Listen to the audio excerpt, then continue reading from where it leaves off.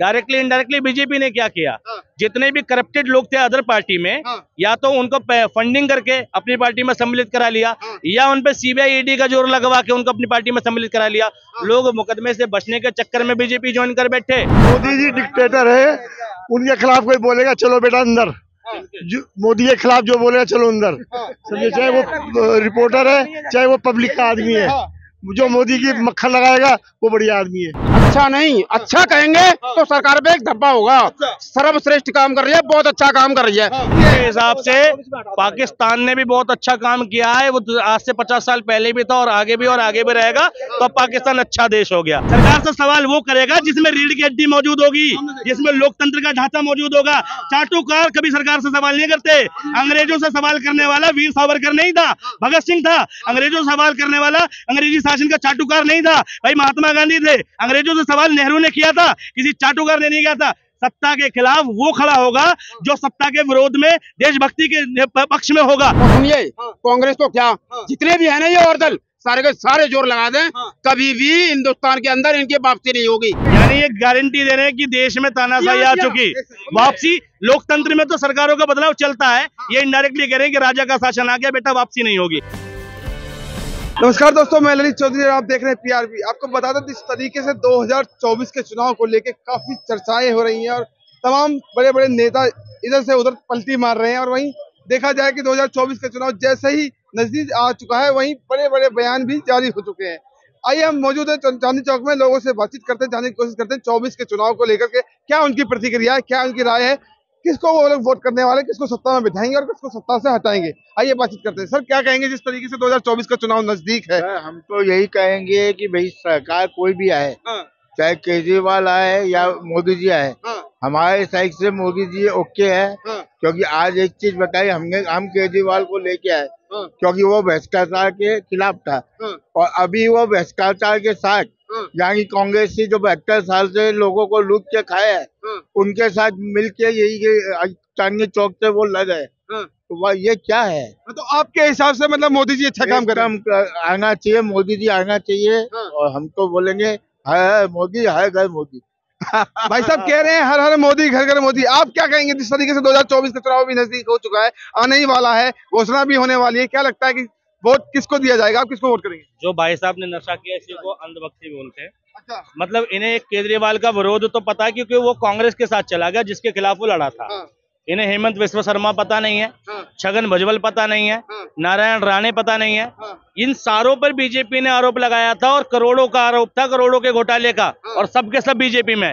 Still ये BJP को पसंद कर रहे हैं, ठीक। लेकिन केजरीवाल ने कांग्रेस के खिलाफ खड़ा हुआ था और वो फिर इसलिए वो केजरीवाल का विरोध करेंगे। भ्रष्टाचार के खिलाफ था, भ्रष्टाचार के साथ हो गया। तो भाई बीजेपी भी तो वही कर रही है, बीजेपी भी तो वही कर रही है। डायरेक्टली इनडायरेक्टली बीजेपी ने क्या किया, जितने भी करप्टेड लोग थे अदर पार्टी में, या तो उनको फंडिंग करके अपनी पार्टी में सम्मिलित करा लिया, या उन पे सीबीआई ईडी का जोर लगवा के उनको अपनी पार्टी में सम्मिलित करा लिया। लोग मुकदमे से बचने के चक्कर में बीजेपी ज्वाइन कर बैठे। तो चार्जेस क्यों हट गए?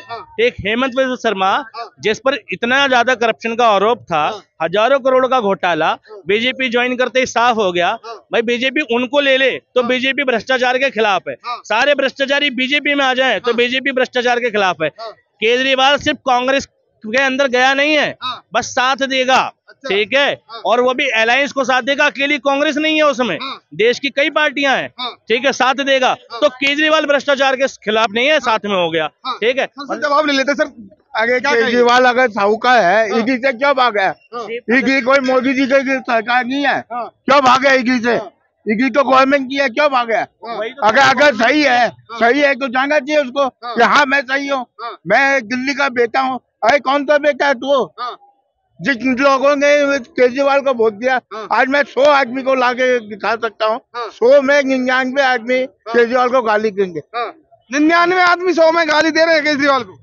अच्छा, तो इस हिसाब से मैं एक बात बताओ, बीजेपी भी 4 राज्यों में चुनाव हुए थे, ठीक है, 4 राज्यों में चुनाव हुए, ठीक। 4 राज्यों में बीजेपी के खिलाफ कितने वोट पड़े थे बताओ मुझे?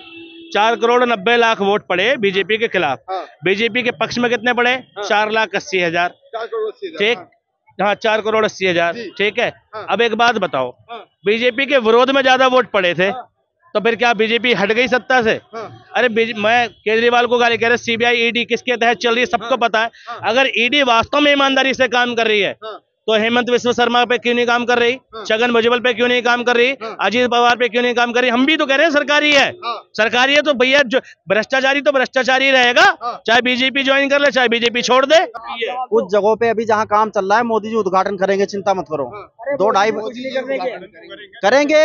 और मोदी ने जो कर दिया है, जो कर दिया है वो आज तक आपको बता दीजिए क्या क्या कर। अरे भाई साहब, आप तो पत्रकार हो, आपको सब कुछ पता है। अगर मोदी जी ने करा नहीं होता तो 2014 में क्यों आते, ठीक है, और 2019 में क्यों आते, और 2024 में भी आए। बताइए सर, 2024 में भी आएंगे, 19 में इसलिए आए काम किए, 2024-14 में भी काम किए। भाई साहब बता रहे हैं तो आप मानिए ना, काम किए। हिसाब से पाकिस्तान ने भी बहुत अच्छा काम किया है, वो आज से 50 साल पहले भी था और आगे भी रहेगा। तो पाकिस्तान अच्छा देश हो गया। चाइना हमारे देश के सैनिकों को मार देता है, ठीक है, उसकी सेना बहुत अच्छी थी, पहले भी थी, अब भी है और आगे भी स्ट्रॉन्ग आर्मी है। तो आपके हिसाब से क्यों नहीं आनी चाहिए भाजपा? आदमी इलेक्शन जीत रहा है, उससे वो सही और गलत हो गया। ये कब से हो गया भाई साहब? सुनो आप ये बता दीजिए, आप किस लिए मान रहे हैं कि भाजपा नहीं आनी चाहिए? कांग्रेस की बहुत बड़ी गलती है, ठीक है, बहुत बड़ी गलती है। उनमें से एक गलती मैं सामने देख रहा हूँ, ठीक है, ये बिल्कुल ये कांग्रेस तो 70 से बाहर 400 से 40 पे क्यों आ जाते हैं, आप बताओ। अगर कांग्रेस ने काम किया होता तो 40 पे क्यों आ जाते? सही बता रहा हूँ, कांग्रेस की देखो, सुनो, एक मिनट नहीं, एक मिनट। मोदी जी शासन में आए 10 साल और कांग्रेस रही है 70 साल, ठीक है। इन्हें कांग्रेस का भाई 10 साल शासन में नहीं है वो पता है, लेकिन ये नहीं पता कि 70 साल वो भी तो रही है। तो उसको हटाने में तुम्हें 70 साल लगे, काम नहीं करा होता तो पहले ही हटा देते तुम, ठीक है। देखो देश में ना जो देश का सिर्फ नेतृत्व होता है, ठीक है, उसको पहचानो, ठीक है भाई। ये डिनाई मत करो कि कांग्रेस ने काम नहीं किया, कांग्रेस ने काम किया। आप नौकरी जॉब कुछ तो करते हो, तो भैया ये देख लो, अरे बोलना देते, हम तो झल्ली होते हैं। 600-700 रुपए डेली कमाते हैं। देखो 600-700 रुपए डेली कमाते हैं बेचारे भाई साहब, ठीक है। और ये रोजगार जो कर रहे हैं ये भी कांग्रेस की देन है। एलपीजी की नीति के तहत इन्हें ये रोजगार करने की सुविधा मिली है, वरना इससे पहले मोदी जी ने मोदी जी के आने के बाद ऐसी कोई सुविधा नहीं निकली जिसमें प्राइवेटेशन की कोई बात हो, लाइब्रेशन की कोई बात हो। 1991 में वो भी कांग्रेस की देन है। क्या बोले? मोदी जी डिक्टेटर है, उनके खिलाफ कोई बोलेगा चलो बेटा अंदर, मोदी के खिलाफ जो बोलेगा चलो अंदर, समझे। चाहे वो रिपोर्टर है चाहे वो पब्लिक का आदमी है, जो मोदी की मक्खन लगाएगा वो बढ़िया आदमी है। हमारे पास किसी चीज की कमी नहीं है, अपने मेहनत से कमाते हैं और बढ़िया रोटी खाते हैं, बढ़िया बच्चों को खिलाते हैं, बढ़िया पढ़ाते हैं, बस इससे ज्यादा कुछ नहीं। वोट मोदी जी को देंगे आप? भाई पढ़ते कहाँ हैं बच्चे तुम्हारे? पढ़ते हम तो सरकारी में पढ़ाते हैं भाई, जिस लायक हम पढ़ाते हैं। अभी तुम कह रहे बढ़िया पढ़ाते हैं यार, ठीक है। स्कूल में पढ़ाई नहीं होती है। उत्तर प्रदेश में एक टीएम की लड़की महिला, अरे मैं यही बोल रहा हूँ, महिला टीएम की लड़की सरकारी स्कूल में पढ़ने जाती है। ये सरकारी स्कूल में पढ़ाई नहीं हुई क्या? मेरे पूर्वज पढ़ के नहीं आए? ये बताइए, आपके पूर्वज पढ़ के नहीं आए? ये सिर्फ एक प्रोपेगेंडा बना दिया बिजनेस का, एक मॉडल स्कूल खोलो, उसके अंदर हम कमाई करेंगे, बच्चों को भेजेंगे। सरकारी स्कूल के आज से 20 साल पहले, 30 साल पहले, 40 साल पहले क्या मैं सरकार अच्छा काम कर रही है ना? सरकार अच्छा काम कर रही है। अच्छा नहीं, अच्छा कहेंगे तो सरकार पे एक धब्बा होगा। सर्वश्रेष्ठ काम कर रही है, बहुत अच्छा काम कर रही है। और मैं एक बात बता दूं, आप कुछ 2-4 काम गिना दीजिए इनको। मैं सुनिए, जो भ्रष्ट है उसी को मोदी जी से कष्ट है। अच्छा, उन्होंने चोरों की नकेल कस दी है, उनके 2 नंबर के धंधे बंद कर दिए हैं। आम लोगों को जो छीना करते थे वो छीना झपटी बंद कर दी गई है, इसलिए लोगों को।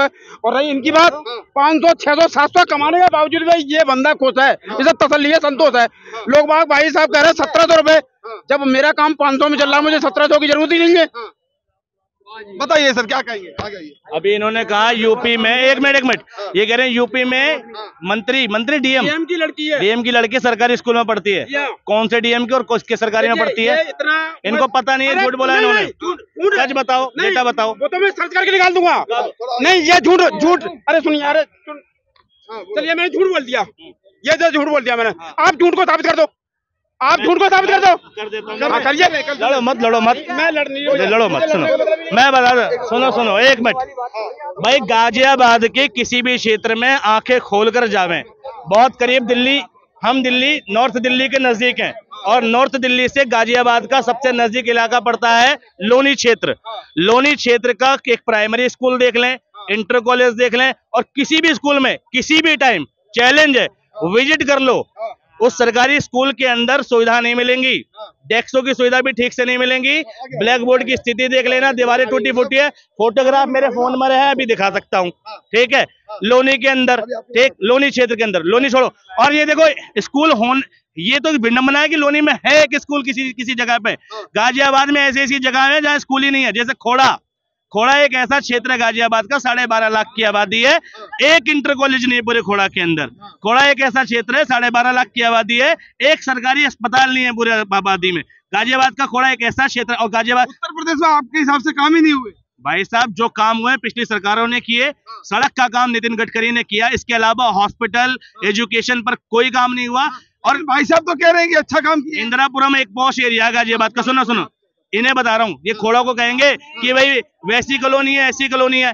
इंदिरापुरम गाजियाबाद का पॉश एरिया, देश के बड़े बड़े अमीर सारे फ्लैटी एरिया है। ठीक है, पूरे इंदिरापुरम जो कि लगभग 15 किलोमीटर के एरिया में फैला हुआ है, पूरे में एक इंटर कॉलेज गिना देंगे। अभी जिसने गाजियाबाद फिल्म, जिला गाजियाबाद फिल्म देख ली होगी ना, सुनिए, अरे सारी कहानी भाई साहब वहाँ के चेयरमैन होते, वहाँ के नेता होते, वहाँ के धुरंधर होते, वहाँ के माफिया होते, संबंधित है। लोनी भाई साहब सन 90 से मतलब काम किया है सरकार। सुनिए सन 90, सुना पूरा लोनी क्षेत्र में बता रहा हूँ, सन 90 से लेकर के 2010 तक लोनी में ही रहा हूँ मैं।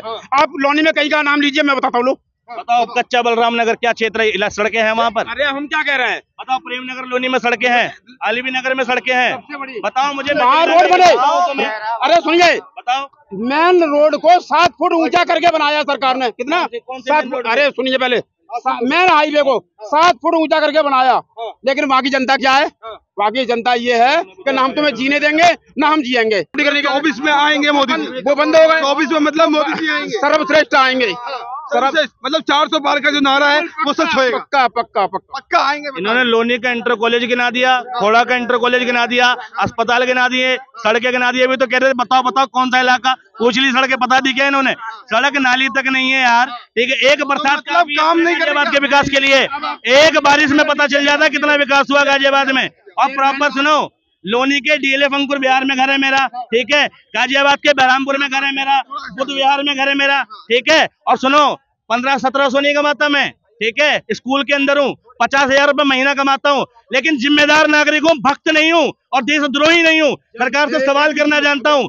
सरकार से सवाल वो करेगा जिसमें रीढ़ की हड्डी मौजूद होगी, जिसमें लोकतंत्र का ढांचा मौजूद होगा। चाटुकार कभी सरकार से सवाल नहीं करते। अंग्रेजों से सवाल करने वाला वीर सावरकर नहीं था, भगत सिंह था।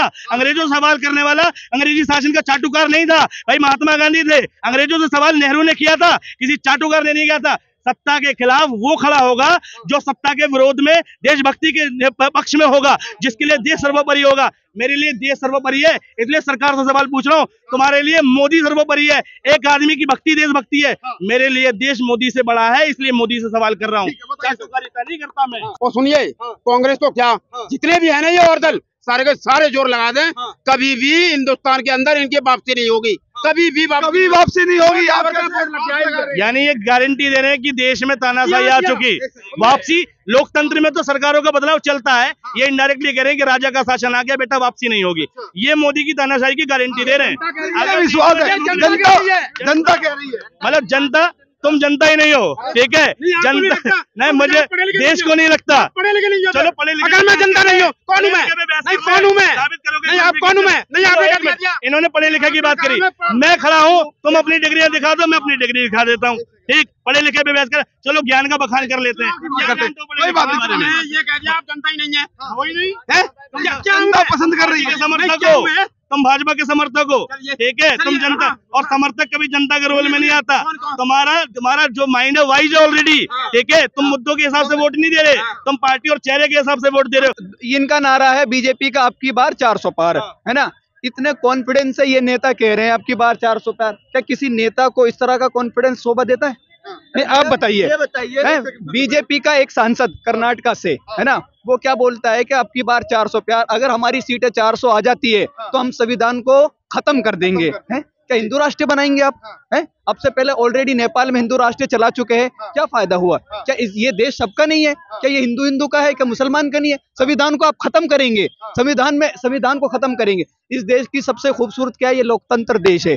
सबसे खूबसूरती होती है आप विपक्ष को खत्म करने में लगे हुए, सारे नेताओं के पीछे आप ईडी, सीबीआई में भ्रष्टाचार ही है बता रहे हैं।